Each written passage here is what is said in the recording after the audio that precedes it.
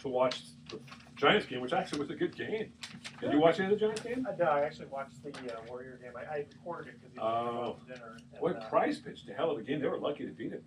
They only got 3 hits off him. What did we win? 2-1. Williamson hit the game-winning homer, his first major league homer. But then he dropped the fly ball to start the 9th inning, and Casilla and Javier Lopez and Strickland had to pitch out of the jam. So it was kind of Harry's situation. I like Strickland. Yeah, Strickland's he could be one of those guys that you just bring in and blows people away. That's it. Hello. Hello, is this Rich? Yes. It's Edward Brown and Bruce McGowan. How are you? Hey, Edward, how you doing, man? Good. Hey, thanks again for joining us and blessing us with your presence on the telephone. Excuse me? Thank you for blessing us with the being on the show. Thank you. I'll be with you in just 1 minute. Okay. No problem. Oh, I got to get in and slide in the picture here. That's true. Yeah, to get in a little closer here. And these mics are a little funny. Oh, I better. Yeah. Just put it right there. Yeah. Otherwise, I've never done that before. I don't know what I was thinking. What was I thinking? I don't know. What you doing, Rich? He had to put us on hold for a second. Oh, he's taking another call. Busy man. Busy. Busy man. So what you been up to? Let's see. Oh God, we're doing some remodeling on the house. Oh, really? Yeah. Major or just sort of minor? Well, major in the backyard and somewhat major in the. Your wife likes to do that? She has every 8 to 10 years she likes to change. Yeah, you don't want to change husbands, do you? Women love to change. My wife does that with the pictures on the wall. She likes to change them, move them. Yeah, that costs like $1. Yeah. You know, kind of stuff. Richie, what do you say, my friend? Okay, I'm back. You're back? Good deal. We're ready to go. Okay. Right. Okay. You ready to spend 3 hours with us? I thought it was going to be 4. Oh, no, we can cut it down to 3. No, let's go 4. Oh, okay. We'll do 4. 4 hours, Rich? That's okay, right? What was that? Well, we're gonna spend 4 hours on this interview, right? Oh, 4 hours. Yeah. I got 15, 20 minutes for you guys. Okay, All right. that's fine. No All right, problem. Let's get. We'll do 2 segments. We'll just have to do that then. Yeah. Okay, I you guess ready? so. Okay, so we're gonna do. We did our first. Yeah, we do our little introduction and get that out of the way, then we bring you on as the guest of honor. All right, here we go. Oh, Here we go. Welcome. You're listening to Sports Econ 101. You know our show. It's where we discuss sports topics from a business perspective. I'm your host, Edward Brown, along with my co-host, Bruce McGowan, longtime radio sports personality. Allegedly. Allegedly. Well, I've seen your picture in the post office, and that's what it says. That's right. Okay. Today's show is going to be really special because of our friend. Who's our friend today? Yes, my former co-worker at KGO Radio, Rich Walcoff, who has spent over 30 years there as the sports director. And he's been following, as I have and you have, and a lot of people have, the NBA Finals. We're going to talk about that. All right, excellent. Okay, and at each commercial break, we're going to ask a sports trivia question. We're going to be giving away a vacation to the first email with the correct answer. The vacations are not sponsored by the radio station, but by Lighthouse Resort and Marina. And those vacations are free. Their only request is a $100 cleaning fee to cover the housekeeping expenses. Check them out at lighthouseresortandmarina.com. Today's trivia theme, again, we're going to keep you in suspenders, various sports trivia. Sounds good. All right. And when Rich comes on next segment, we're going to ask him about the NBA.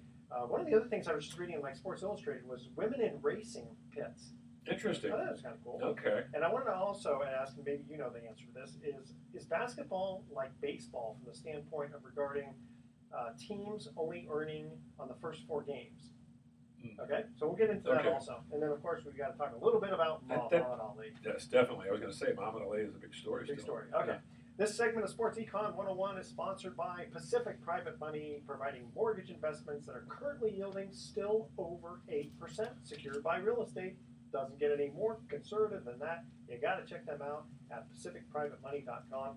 And again, when we have Rich on, we're going to talk about the NBA and specifically what is going on with the Warriors in Game 3. What happened to them? It Yeah. seems like just all the home teams are just going to be slaughtering everybody. Yeah. Everybody. There's only 2 teams left.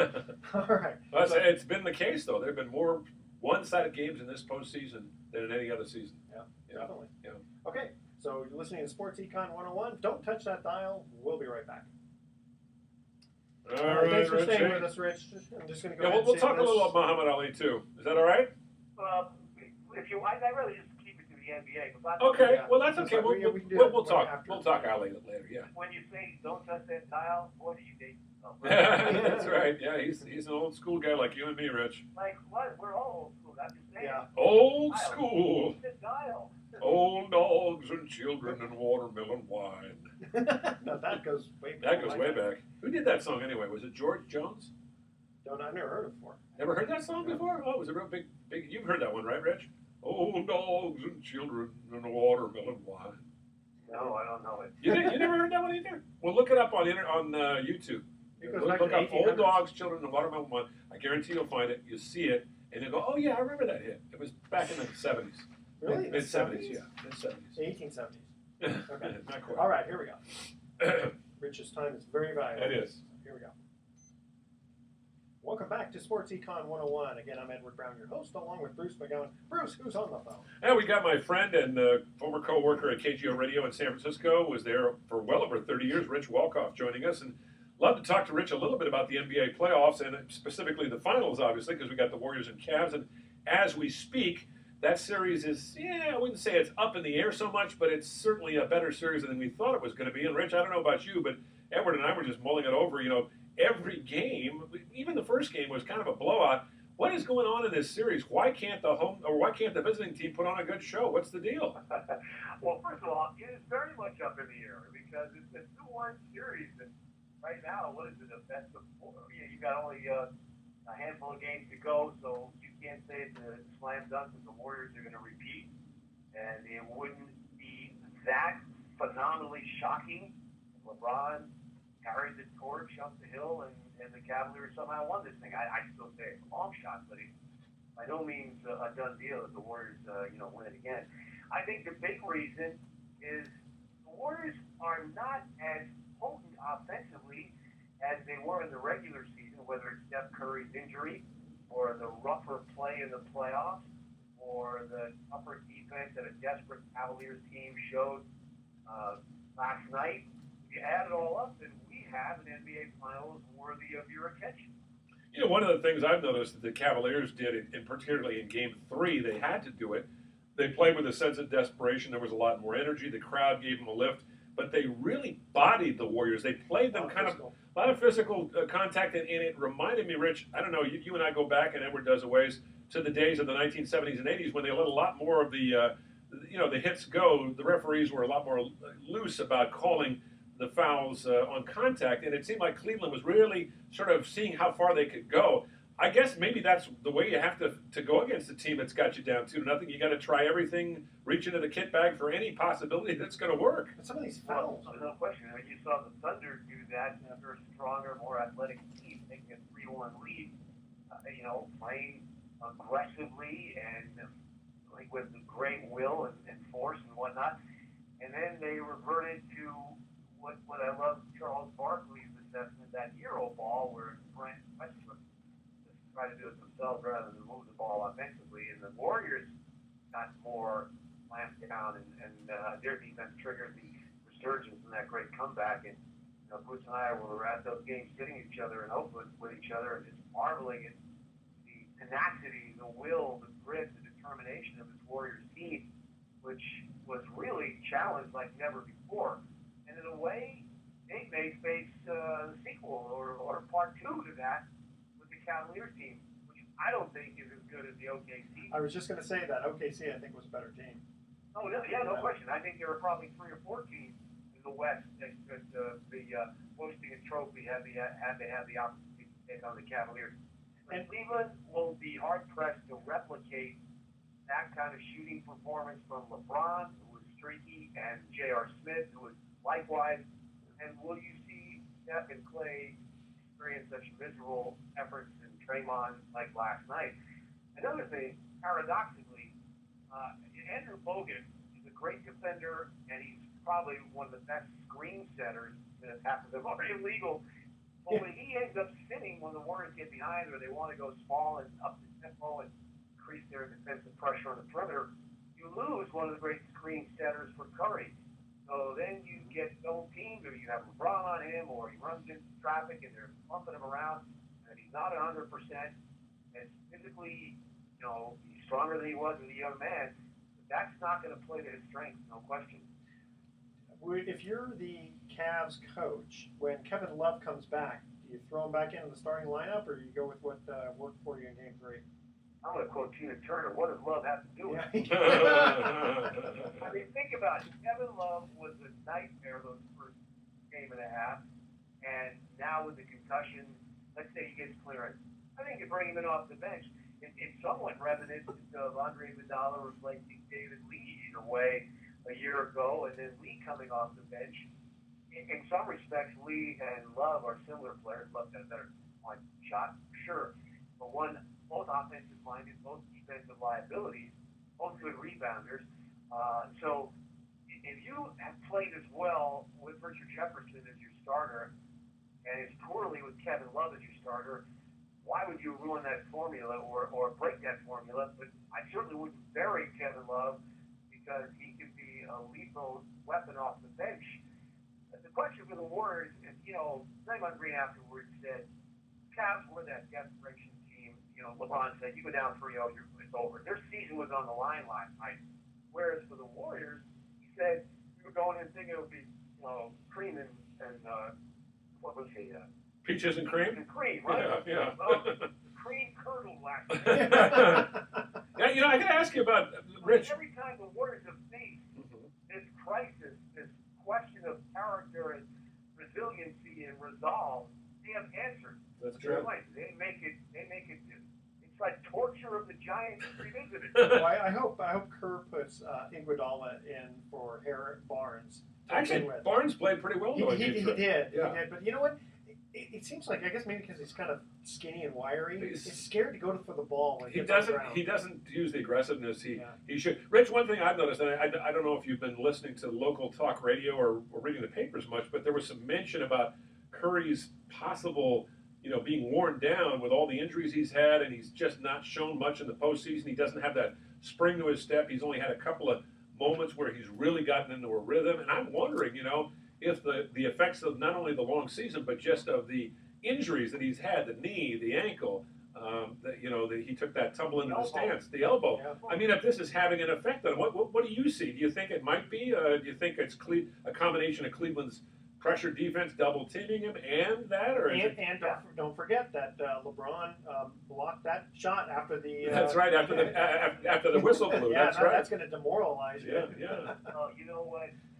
Steph Curry is mortal, and I'm sure he bleeds, but you probably need a lot of doctors to confirm that because he defies all kinds of perceptions or judgments. And every time you think that he is beaten down or won't be able to bounce back, he defies the doubters and the critics.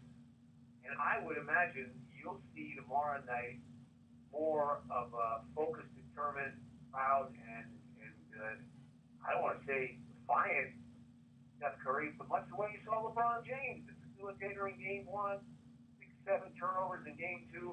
Last night, he was the king again. It was like the resurrection, right? Yeah. Now, he maintained it. He sustained it. Yeah. What amazes me is how Curry seems to get better, third quarter and all that. Yeah, I would think that, like, say, first quarter, you got all your energy, you're not tired at all. That's when you kind of come out strong. But Curry, it's rare that he comes out strong in the very beginning. He seems to get stronger as the day goes on. Well, I think when it comes to strength, these guys are the most finely conditioned athletes in the world. They're all world-class thoroughbreds. I don't think it's a tiring aspect. I think it's can you keep your poise and your resolve and your focus when all the frenzy and fury is around you? And very few athletes ever in any sport have been able to do it like Steph Curry did. Yeah. So I think there, and as to in regards to Barnes, he's such a good defender, and he's such a long and tall guy to help with the defensive end and also the rebound. You put up with his offensive liabilities. They left him alone a few times. He made it pay, but that's one of the few times he's shown any offensive threat, and it was in a blowout loss. So I'm not sold on him being the guy up that you want on the floor. Crunch time, late in games, I prefer Iguodala. They needed at times go to that three-guard offense, Livingston, and stay small, quote unquote, but at least have more offensive threats. It's one thing that's kind of overlooked. I know the Warriors put up massive offensive numbers, the highest scoring team in the league, but they really only have two excellent shooters in that starting lineup. Yeah, that's a good point. Hey, Rich, stay with us. We got to cut to a break. If you guys remember, Kevin Johnson used to play like all 48 minutes. It was amazing. Okay, first trivia question. What decade saw names first appear on the backs of NFL jerseys? What decade? Okay. First email with the correct answer is going to win a free 3-day, 2-night stay at the Lighthouse Resort. Email edward@sportsecon101.com the answer to this question. What decade saw names first appear on the backs of NFL jerseys? And I'll tell you, it wasn't the 1830s because it wasn't around then. That's right. That's a hint. All right, stay with us. Sports Econ 101 will be right back. All right. All right. Thank you, sir. We'll just save this file. We'll do one more segment there, Richie, and then we'll say goodbye. One more, yeah. What you up to today? Pardon me? What are you up to today? Oh, I actually go look at a car in Concord, and I got to beat the traffic. Oh, yeah, I hear you now. You going to buy a new car? Not a new one, it's an old one. I want to sell mine and maybe get that. Oh, what are you going to get? Well, I'll talk later. Let's do the show. Yeah, no Yeah, problem. my wife, we just bought her a Range Rover. Oh, did you? Evoque. Uh-huh. I've heard of those. Nice. Yeah, that's Yeah. nice. That's nice. Yeah. Oh, Rich, before Rich leaves, he wanted to see if it's possible to get, he wanted to do the lighthouse. Is that possible to do that? Okay. Sure. So just give me the information or whatever. We'll figure it out. Okay. Yeah. Just give me an email or drop me a link, richwalcoff@gmail. That would be great. Yeah, Rich Walcoff at Gmail. It's WALCOFF Rich Walcoff at at Gmail. Gmail. Okay. Thank you, and Sure. All right, and that's Lighthouse. Okay. Sounds good. All right, here we go. Welcome back to Sports Econ 101. Again, I'm Edward Brown, your host, along with Bruce McGowan. Here was our first trivia question. What decade saw names first appear on the backs of NFL jerseys? I don't know how Rich feels about this, but I'm going to guess the 70s because I don't think it was in the 60s. What do you think, Rich? I was going to say the 60s, but gosh, I don't recall offhand. I was around for much of that. And Rich would be correct. The It was 60s. Okay. Now, originally I was going to say the 60s, but I just, for some reason, hesitated. I pictured in my mind the Super Bowl, the first one, and I don't remember seeing the Max McGee on the Max McGee on the back, but then That's again. because if you were there in the 60s, you're supposed to say you don't remember. That's right. Hey, we were talking to Rich about the NBA playoffs. It was interesting, Rich. One of the jobs, one of the many jobs I've had in broadcasting was working in TV, and I worked in Portland, Oregon, way back in the late 70s when the Blazers were coming off their championship year, and they had Jack Ramsey, of course, as their head coach. And I remember asking Jack Ramsey, I said, what is if there was a simple way to describe your team and why they're so successful, what is it that you would say makes them different than other teams? And he goes, we run. And I said, well, I know all teams run. He goes, no, but he says, I put it up on the chalkboard before the game. Run, run, run. In other words, just be in perpetual motion. And I remember John Havlicek saying the same thing years later when he was asked by somebody for the reason for his success. And I think, Rich, tell me if you think I'm right here. One of the reasons why the Warriors have been so successful is that it's a perpetual motion kind of a team. A lot of times they just run teams ragged. Even on a bad night when the Warriors aren't shooting, they might run a team down a little bit, or at least run their reserves out and have to bring in the bench. Breaks. Yeah, and not just the fast breaks, the way they space the floor, the way they move around. I mean, it's just a perpetual motion, and maybe they can do that a little bit more because they play more guys. I don't know. What's your reflection on that, Rich? Well, when you say run, to me that's broad of a reference. Right. I would say it's the swarming denial defense that triggers the break and the ability to get easy points when you have odd man rushes, as they say in hockey, when you're at 2-on-1 breaks or breakaway dunks and the like. How often have you seen the Warriors catapult a bad shooting night with tightening defense that jumpstarts their offense? Exactly. When a shooter's having a bad night, missing long shots, what's the first thing the coach would tell him? Go to the rack, take it to the hole, and then build your confidence off of that.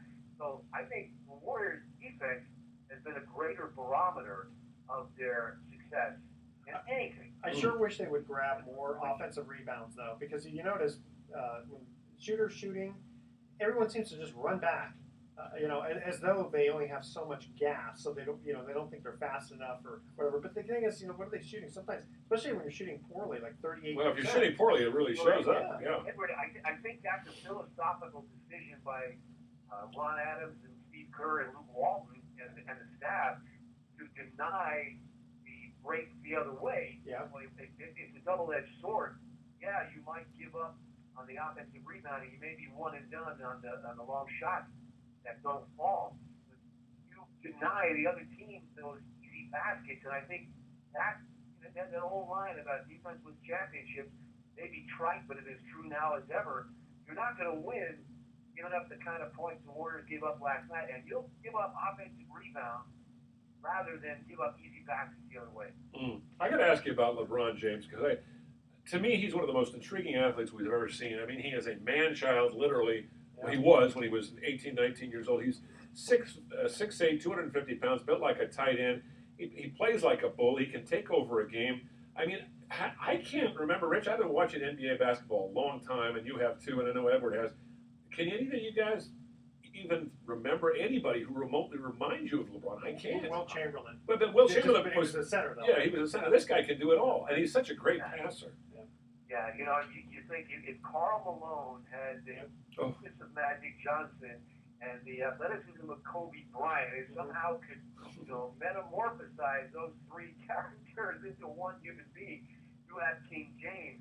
But he, to me, remains enigmatically inconsistent and disappearing or not carrying the torch in key moments and being a facilitator rather than a finisher, I think undermines his team, and he's, in a way, overly generous to the common good when his supporting cast isn't worthy. Yeah, that's a good point. It does. It's because there's so many times where I've seen him.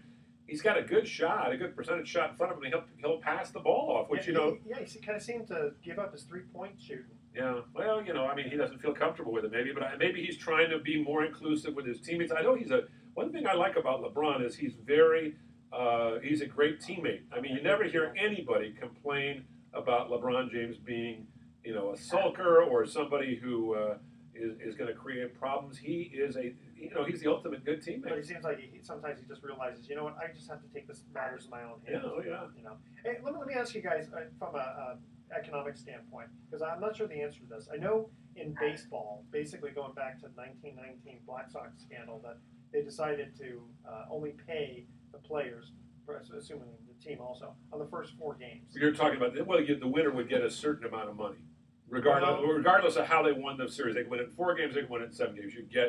The winner's share would always be the same. It's always been that way in all sports. Well, okay. So I was going to ask you. Okay, so basketball is the same way. It's always been that way. That's not my understanding in baseball. When the series goes deeper, the World Series share for the players increases because the money has increased. I thought that was true, Rich, but I don't think that actually is. I think what happened, and it goes back to 1919, because but I may be wrong. The players, basically what happened was they would decide, you know what, the more games we play, there's going to be more revenue to share, and so they would. That might have been true then. That's a good question, though. We'd have to look that one up. I'm not sure. I'm not sure about basketball. I would think it would be the same. Yeah, I thought it was the same, but I may be wrong. I don't know. Rich, have you heard, for sure that it's what Edward is? I know you share the revenue pool, and when the TV money goes up, and the rate goes up, I think you share it is a bigger piece of the pie. Is my understanding of it.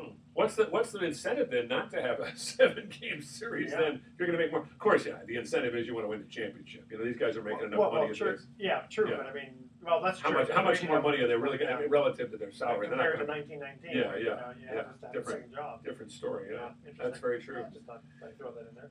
Is the NBA today, Rich, in your mind, as good as it's ever been?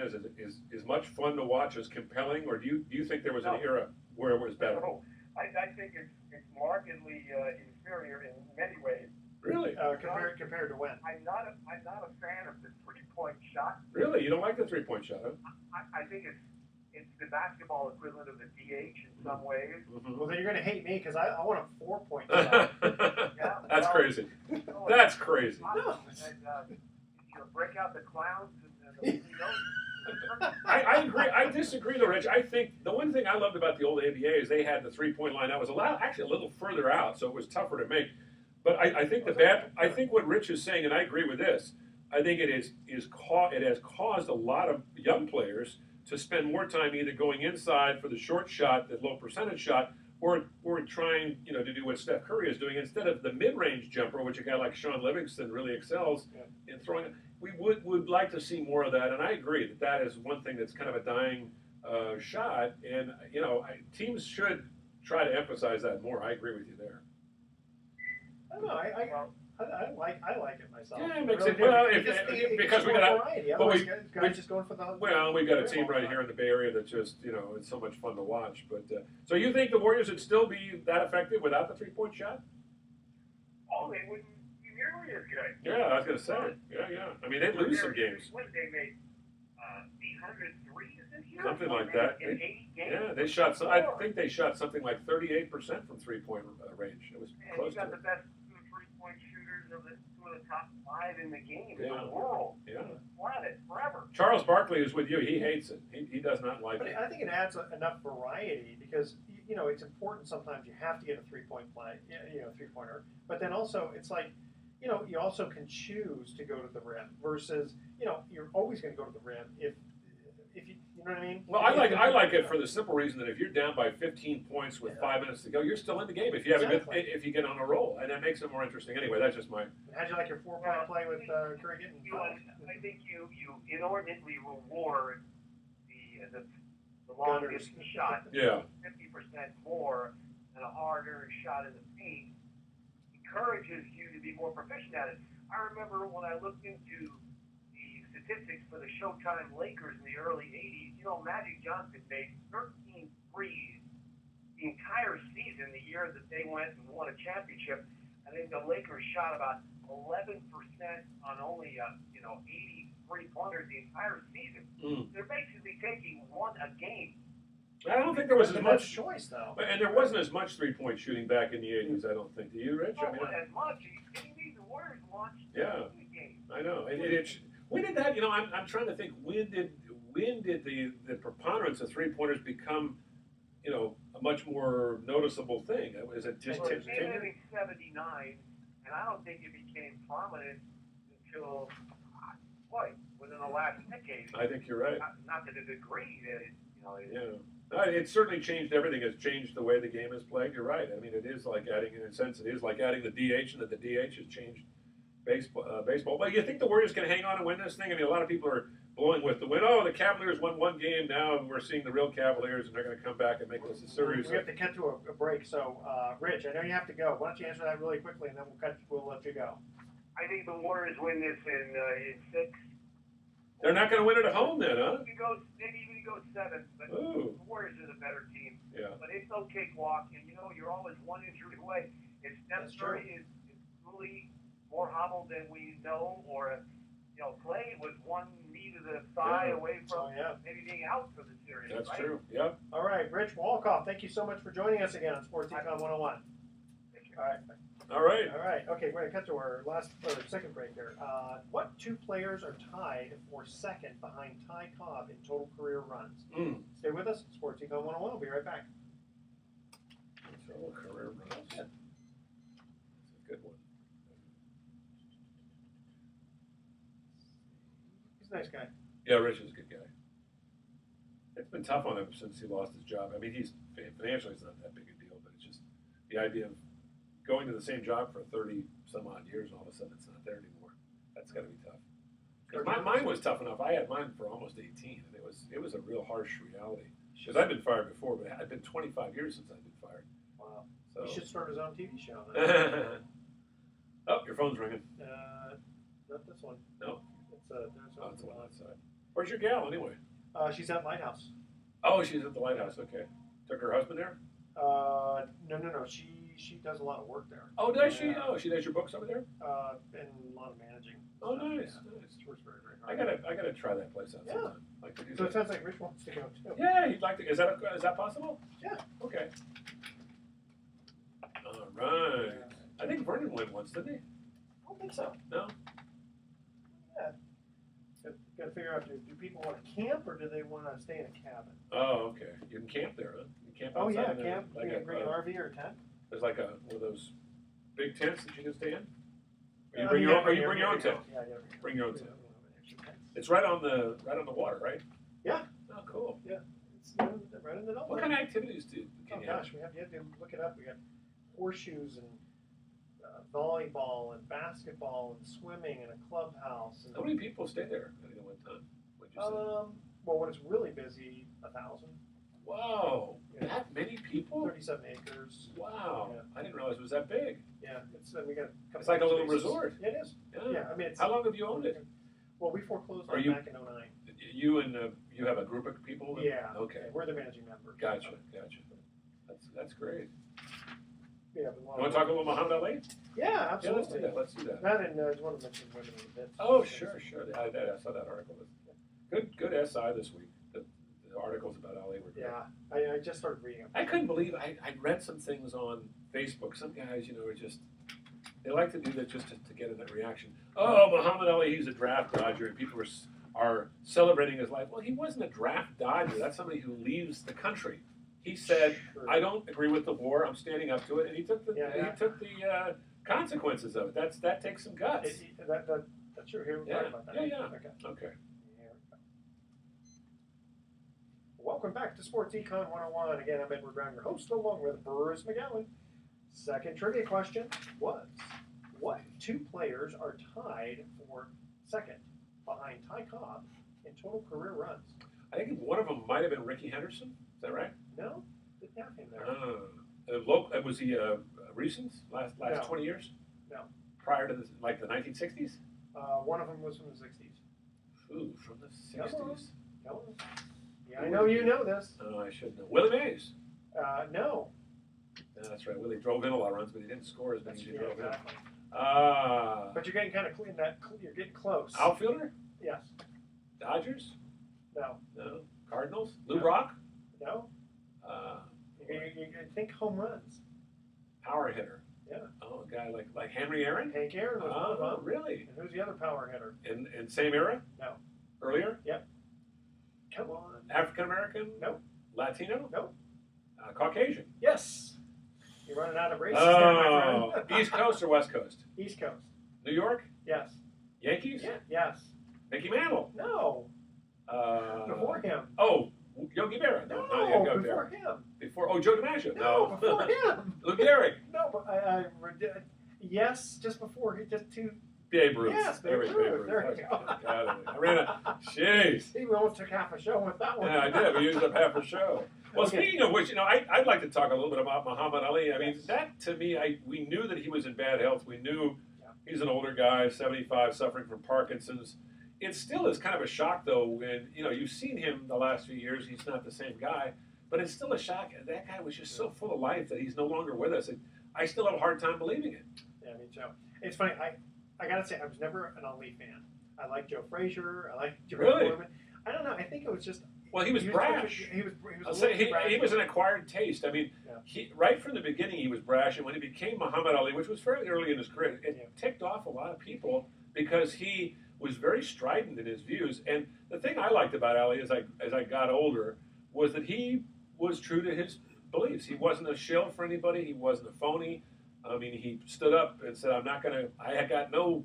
What was the famous quote? I ain't got no beef with those. beef with them Viet Cong, and that's why he Well, that's refused. true. I mean, Yeah. no soldier really did. No, but I mean, he just said, I don't feel like fighting in a war that I don't believe we should be fighting in. And at the time, there were a lot of people felt that way. So, Now, did he become a Muslim because of that? he became a Muslim well before that. Oh, he yeah. became a Muslim in, I think, 63 or 64, and he refused induction in 67. At 66, if you remember the Vietnam War, there were a lot more protests about the war from, say, about 66, 67, Yeah. 68. That's when it became very unpopular. I remember as a kid, I kept thinking to myself, geez, I was right at the right age where a couple of years I could be drafted. What am I going to do when I face that choice of joining? If I went, but I knew I had a student at Furman if I went to college, which I did. Yeah, my mother had told me she was going to stick a ice pick in my ear and send me to Canada. Oh, there you I was a go. little too young for the Vietnam War, but the next war that came around. Well, when did they get rid of the draft? I'm trying to remember. 70, 75? yeah, 76? yeah. Mid-70s was right after the war. Yeah, it was right after it. Yeah, Yeah. because my brother almost had to go. It's interesting though. Muhammad Ali was right in the middle of all this social turmoil. I mean, the civil rights movement, the black separatist movement, the anti-war movement. He was a voice, And I think he was one of the first athletes who really was outspoken, and because he was African American, on top of that, I think he was and kind of charismatic, and just the way he carried himself and the way he spoke, he just had more impact. Yeah, he was very eloquent. Very You eloquent. know, very intelligent guy. Yeah. He didn't fix the. He didn't. He wasn't like a typical boxer. You know what's interesting about him though? He had a learning disability and had a hard time reading. He didn't actually ever read. He didn't read very much at all. But he had just, as you say, he was a very intelligent guy. What I liked about Ali is he revolutionized the sport, and the way he boxed. A lot of young boxers sort of picked up on that. You know, you saw The shuffling of the feet. well, you know, and the dancing. I mean, look at Sugar Ray Leonard. You know, and look at some of these guys who later came along and sort of had the Ali style. Nobody was quite like him. And we think about it during the peak of his, powers, which is really like his best boxing really was in the early and mid '60s. Yeah. He made boxing, I think, as popular when you had Ali fighting Frazier in the Rumble in the Jungle with George Foreman. Those fights were as popular as the Super Bowl, maybe more so in some respects. Yeah. And boxing today, who do you think about when you think about boxers? Marvin Hagler, he's kind of a thug. Yeah. I mean, Ali was not a thug. Ali was. No, that's true. He was a boxer, not He a was fighter. he was a boxer, Yeah. and he was a true. He was true to his beliefs. So Then yeah. when Mike Tyson came on the scene, I mean, he kind of came. It seems like boxing kind of after Foreman, Spinks and all that kind of died down a little bit. And then Tyson comes on the scene, and he kind of brings it back to life again. He did. He had a different sort of a style. I mean, Mike Tyson was scary to watch. He was. I mean, I would have liked to see the Ali versus Tyson. Ali versus Tyson would have been interesting because you have two very, very distinct styles. I think Ali in his prime could beat anybody, but after he get Marciano too. You could say that about Marciano or Joe Louis. The sad thing is we know that Ali was a great fighter. I think he was 58-3 in his career, but three of his best could have been his best years were taken away from him because he refused induction. So 67, he would have been 25, 26, 27. Those are prime years. Yeah, that's true. So we don't know, and it was kind of sad towards the end. He was fighting guys like Trevor Burbick and fighting guys like, Jerry Corey. Jerry Corey. Well, that was earlier, but Larry Holmes, that was kind of, and Holmes just destroyed him. It was really sad to see. How old was he when he fought Holmes? 39. And it was in 1980, and by that time, I think it was clear that he was losing it, not only on the physically, but mentally too. Yeah, he took too many shots. But Foreman was 50-something when he went back into the ring. Yeah, he was amazing. And I think that, and it's funny. George Foreman never admitted this, but I think people who follow boxing would tell you that the best thing that ever happened to George Foreman was losing to Ali because it caused him to not only really look at himself, but he became a lot more humble. I don't know if you remember this, but George Foreman, when he first broke into the fight game, was kind of not cocky, but sort of he didn't have a real personality, and he was sort of a little insecure, and he became like this wonderful, warm, funny, gregarious guy that really was, I think, helped to popularize the sport. And a lot more successful. A lot, grill and all these. Yeah, he was smart enough to market himself. I mean, that's the thing. Ali didn't have to do that because he had such a magnetic personality with his little poems and the way he'd mug for the cameras. I love the times he'd get on TV with Howard Cosell and try to pull Howard's toupee off, and Howard say, I'm the one that made you what you were. If it wasn't for me, you'd still be a kid in Louisville, Kentucky. And I bet Ali just kind of ate that. Oh, he loved it. Those two really loved each other. It was really, when Ali had his, I think it was his 60th birthday, Howard was sick, and Howard couldn't make it. Howard, by this time, was in his 70s. And Howard sent him, and you can go to YouTube if you look it up, a tribute to Ali. And he gets very emotional. His eyes water up, and he goes, Muhammad, I love you. But it was really sweet. I mean, I saw it the other day, and I had tears in my eyes, because it was from the heart. I met Howard Cosell several times. Howard Cosell was like Muhammad Ali, in that there was no phoniness to him. He was a showman. He was what you saw was what you got. Yeah, very, very interesting guy. It was fun. A good story about Howard Cosell. I met him in the press box at a Raider game, and because I had to get an interview with him, and he wouldn't do the interview, but he turned me on to a guy named Chet Forty, the producer or the director, I guess. He goes, "There's the man. That's the genius behind. That's the man behind the character. That's the wizard." He says, "We're all just players, and he's the wizard. Talk to him." So I did the interview with him, and at the time I was working in Seattle. It was a Monday night game in Seattle in '79, And I said, I went up to Mr. Cosell. I said, Mr. Cosell, I really appreciate you setting me up with Chet Forty for the interview. It was a great interview. But if I don't come back to the station with an interview with you, my boss is going to kill me. And I'm going to have to make something up. Yeah, and he looked at me and he goes, young man, your persistence has worn me down. What do you want to know? And I had a great interview. And from that point on, was about 2 or 3 more years of seeing him at Monday night games down here in the Bay Area. He'd always say, what are you doing down here? How come you're not up in Seattle anymore? Wow, he'd remember. Yeah, he had an amazing memory. I sat in with him when he did the Monday night highlights. You remember how he used to do those highlights? Oh, I love He did that with no script.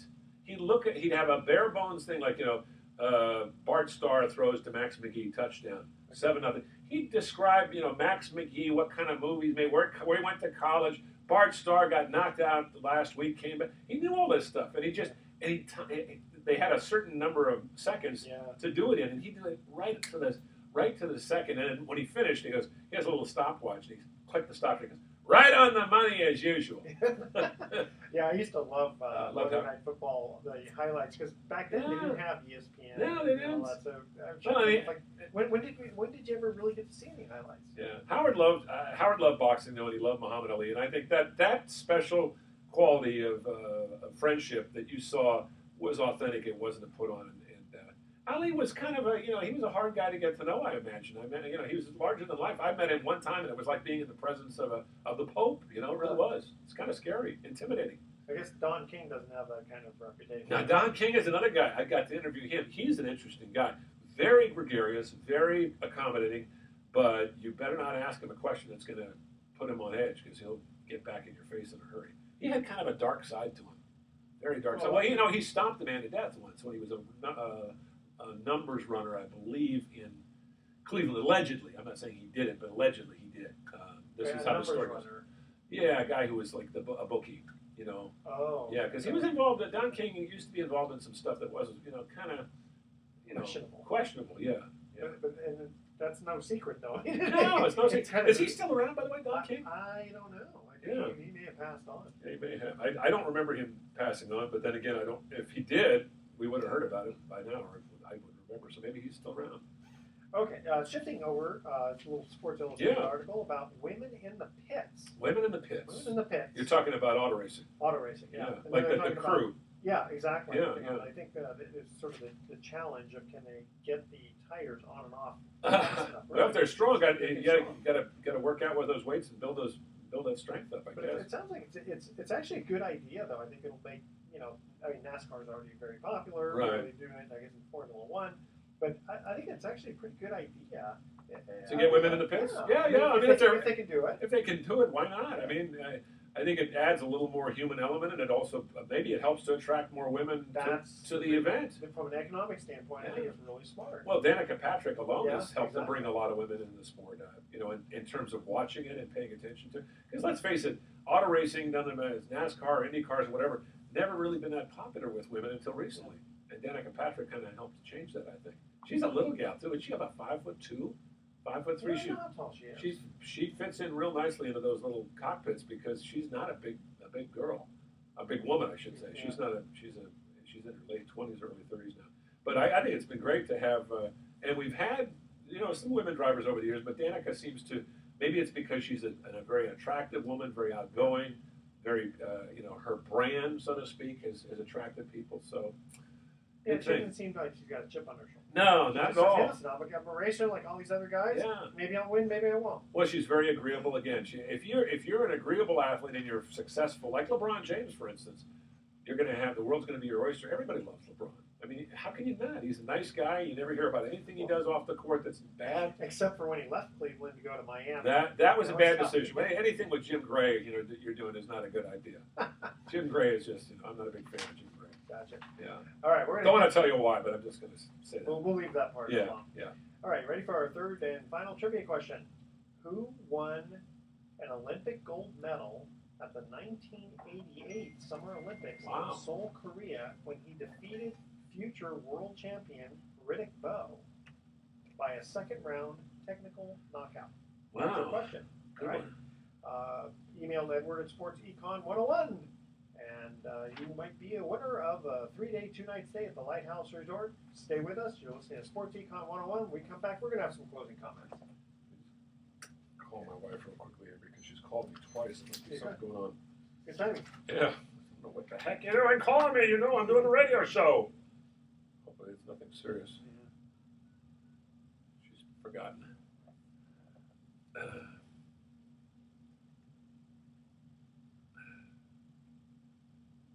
Hi, sweetie. I'm right in the middle of doing the radio show. What's up?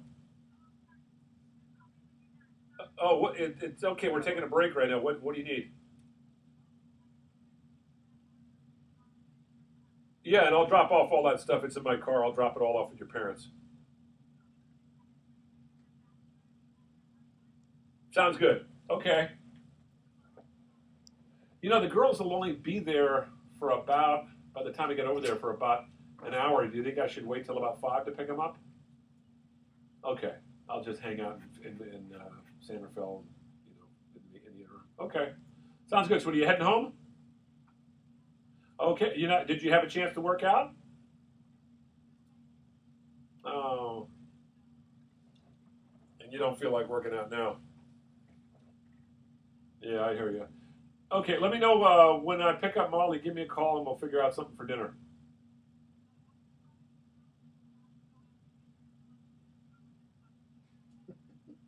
Okay, what are you going to do for dinner?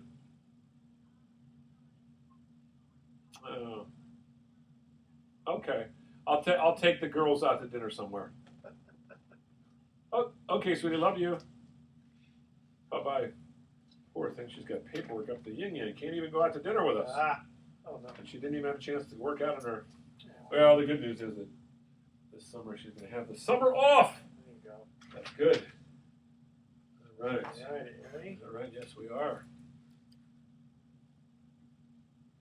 I just saw a couple of cute jokes up here. Oh, okay. Welcome back to Sports Econ 101. Last time for today, I'm Edward Brown, your host, along with Bruce McGowan. Here is our third final trivia question. Who won an Olympic gold medal at the 1988 Summer Olympics in Seoul, Korea, when he defeated future world champion Riddick Bowe by a second-round technical knockout? I can't remember that one. Lennox Lewis. Lennox Lewis, Good old yeah, Lennox from Lewis. England. And he was a pretty good boxer for a number of years. Big dude. Big Yeah, I dude. remember him being really big. Yeah. Okay, so I saw a couple of jokes here. I Oh, decided great. It's joke time, all right? Joke time. Edward's Joke Corner. Yeah, that's right, joke corner. Okay, so a murderer sitting in the electric chair was about to be executed. This is funny? This is funny, yes. Yeah, It's, okay. have you any last requests? Asked the chaplain. Yes, replied the murderer. Would you please hold my hand? that actually is good. I That's like cute. it. Okay. That is cute. Here's another one. It says, kids today don't know how easy they have it. When I was young, I had to walk 9 feet through shag carpet to change the TV channel. That's good. I remember the old story about parents used to say, I had to walk 5 miles through the snow to school. Uphill both ways. Uphill both ways. That's yeah, right. there you You go. can't forget that part. That's right. All right. So, Oh, those people back in the old days. That's why they call them the greatest generation, toughest. They were the true. toughest. They were. All right. You ready for this? Yes. Here's our thoughts for the day. Okay. Babe Ruth said, it's hard to beat up a person who never gives up. That's true. That's true. Yeah. And winners, while most of are dreaming of success, winners wake up and work hard to achieve it. They don't think about it. They just do it. Just do it. Like that. Wasn't there some famous?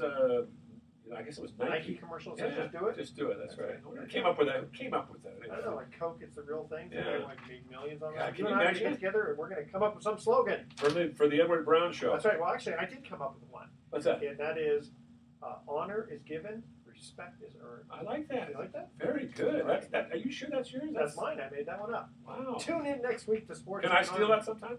No. Yes, you can. Just give me credit for it. Okay. Tune in next week to Sports Econ 101. We're going to be discussing sports topics from a business perspective and giving away more free vacations. I like those free vacations. There you go. For answering Yeah. sports trivia questions. Thanks for listening. On behalf of our team, I'm your host, Edward Brown. Well, we'll see you next week. Good night, America. So long. All right. Another one bites the dust. Good deal. Well, thanks for the. Yeah. God, we got like a